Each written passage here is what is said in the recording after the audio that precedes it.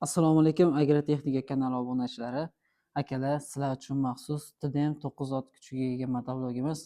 Hozir qisqacha obzor qilib beraman.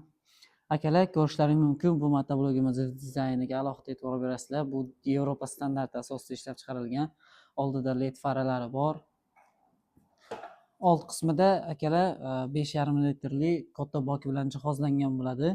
Uni yonida esa ahamiyat berasizlar. O'ziga nisbatan ancha, ya'ni boshqa motobloklarga nisbatan ancha katta gul shtil bilan jihozlangan bo'ladi. Yonida esa masliniy vozdux va alohida havo haydaydigan vozduxlari bor. Ahamiyat berasizlar akalar, masliniy vozdux tupasida karburatori yapon firmasiga tegishli bo'ladi. Korovkalari 1050 bo'ladi. Buni hisobiga akalar bu motoblogimiz 9,5 ot kuchgacha bemalol chiqa oladi. Yon taraflarda statorlari ancha katta bo'ladi. Pastida esa dinamlari bor, ya'ni akkumulyatorni o'zini o'zi bemalol qoplab bera oladi.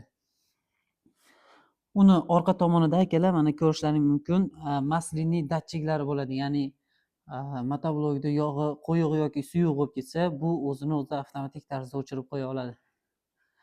Balonlari akalar 600 ga 12 bo'ladi, pachivnili, ya'ni 90 gradusgacha bemalol burila oladi. Sizlar uchun akalar bu motoblogimizning yangiligi bor, ya'ni yon qismida mana bunaqa maxsus chipi bor. Motoblog yurgizadigan akalarimiz biladi. Motoblogni yurgizish uchun past tomonda podsosni yoqib o'chirish kerak bo'ladi. Bu chip xuddi o'sha vazifani bajarib beradi, ya'ni osonlikcha bemalol yoqib o'chira olasizlar.